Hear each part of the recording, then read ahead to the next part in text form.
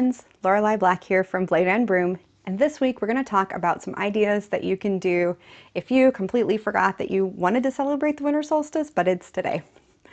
So let's go ahead and get started so you have as much time to gather your resources as you possibly can. Okay, so I have 5 ideas that I'm going to share with you, and they're all really very simple and take very few supplies. You might need to make a small dash out, maybe, or you might have everything you need in the house, even if it looks a little bit like a Charlie Brown's winter solstice. That's okay. So the first off is that you can actually hold a fire vigil. So one of the very traditional ways to honor the solstice is to stay up all night until the sun comes up and then to greet the rising sun on the morning after the solstice, the longest night of the year. So you stay up for the longest night, and then when the sun rises, you greet the sun.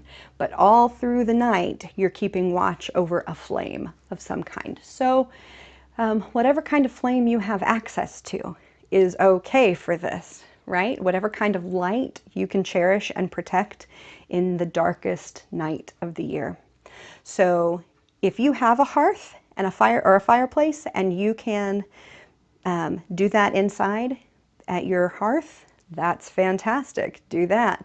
If you don't and you have access to an outdoor space where you can build a small fire, like a fire ring in your backyard or a fire pit or a chimenea on a back patio or a balcony, if you're allowed to do that where you live, then that's also great. But if you don't, then I could recommend, for instance, using a candle or an oil lamp.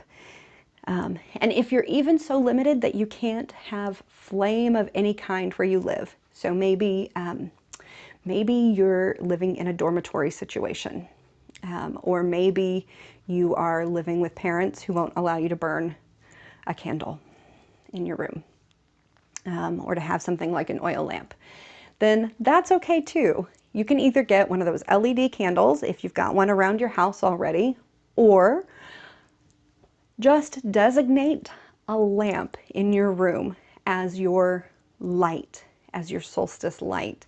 Because really the ancients were burning candles and lamps because that's what they had. And we have electric light now, but we are not necessarily going to turn every light in the house on for this adventure. We might just have one, and we might take that electric light, even though it feels a little odd to our modern sensibilities when we're trying to enact ye old ancient rite of the winter solstice, to take a modern electric lamp. But if you maybe decorate it up a little bit safely so it doesn't catch fire, and spend some time thinking about the fact that this is indeed a representation of light, and take some time to sort of darken the rest of your surroundings, then it can be that connection that you have to the light and to the idea of warding off the darkness until the sun returns. And it can be that thing that sustains you through the night and that you sustain through the night. So that's one idea.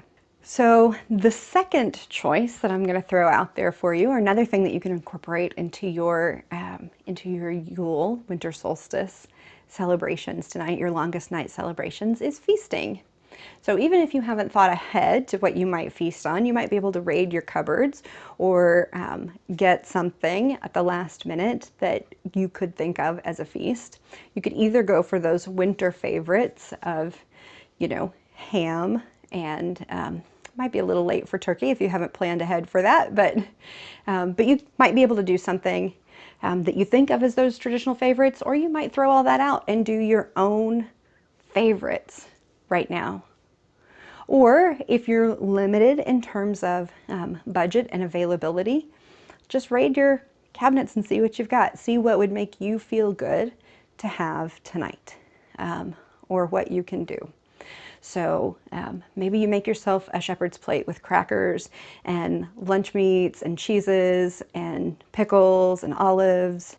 Maybe you have some cookies, maybe you have a little candy.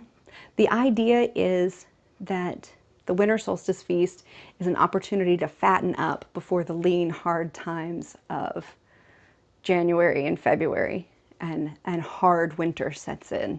So take an opportunity to have a little feast for yourself tonight, even if it's a little weird impromptu one because you didn't have a chance to plan. You can do wassail. You can go wassailing. And so the idea of wassailing, and I mentioned this in a previous video, but the ideal of wassailing is to hail and wish good health to the trees, and specifically to orchard trees or to fruit trees, but it could be to any kind of tree spirit ally or to the land spirits, or really even to like neighbors and friends, family. So you can wassail each other there in your household and drink the good health of each other. And this is very typically done with some kind of spiced cider. So I'm going to share with you my family's recipe for wassail. There is not a holiday season that goes by where we don't make this. But if you don't have access to all of this stuff and you want to do something really simple, you could just use regular apple cider or apple juice. And if you don't like apple juice or apple cider, you could use a different fruit juice. Orange juice in particular would be really good because it's going to have all that solar citrusy flavors and connotations.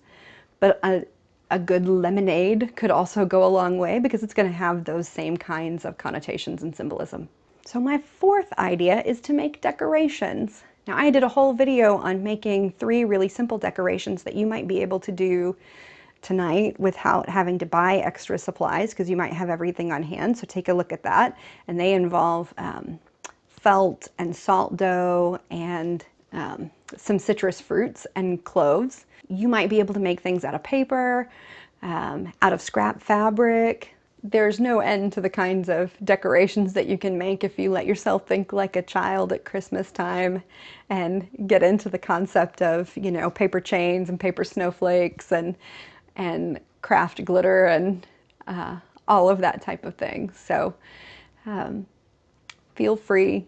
So specifically make some decorations as one of your Yuletide activities this year, if you're looking for a way to celebrate. And you can even go take a look at this Pinterest board if you're interested to see the kinds of decorations that I've made in the past or that I'm interested in making in the future.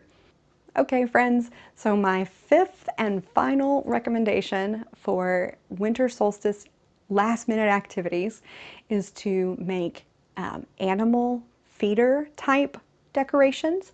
These would be outdoor decorations that you could put on a tree or shrubbery outside that would be edible and safe for wildlife. So birds or squirrels or whoever might be the visitors in your yard where you live. It might be more exotic than the birds and squirrels and possums that I get. But these would be things that would be safe for them to eat and ingest, and also for them to carry off and build nests and things out of. So you could use things like dried fruit and seeds and nuts and that type of thing, and also twine as the string, natural twine, so that when they pick it apart, they can carry that back either to their nest or to their little holes to use those, and it won't harm them. So you can do things like string popcorn and string cranberries and make garlands. You can get bird seed to stick to pine cones by using a little bit of peanut butter, all natural peanut butter. You wouldn't want to sugar them up too much. Using slices of dried fruit and stringing those and hanging them.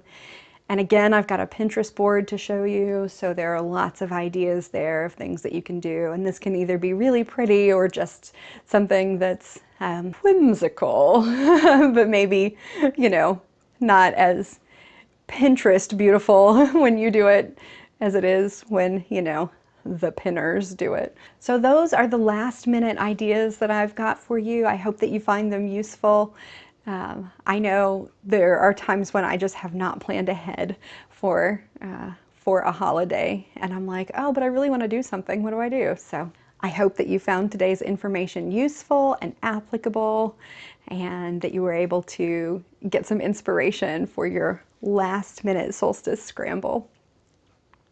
I hope that you have a very joyous and bright Yule, and I would love to hear from you in the comments below. So drop comments about what you're doing for Yule this year, or what you did for Yule this year if you're watching this after the holiday. And like, subscribe, share, do all those things. And I will see you guys back here next Monday at noon. Bye, friends.